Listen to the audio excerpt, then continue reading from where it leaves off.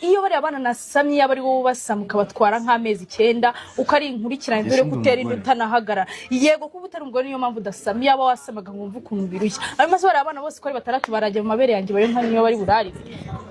cyangwa nawe ugenda ubahe bonke nta kibazo ari byo bararira ubundi se turetse no kubana ngenda ryiki bundi wandongo yuri seriye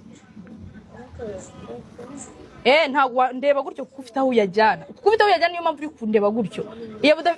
iyo bufukasinga ku rugo ugatekereza ukavuga ati ni ngewe umugabo w'uru rugo cyangwa umbwira nambari panaro njye nambari panaro njye ku muhanda njye guhaha ubwo nawe usigara ngaho wonsa abana nyine cyangwa uje muri dushe uje kuboza nta kibazo simbona ushaka kugira umugore mu rugo umugore nta kibazo genda tunyene gitege ambari ribaya tugende akareka nta mukobwa ujya mu mafuti imani mu rukundo niba ujya unajya mu mafuti ukemera ko uri mu mafuti uridaye nta mukobwa ujya mu mafuti mu rukundo niyo muratandukanye icyaha n'icy'umusore kucyo atakwingize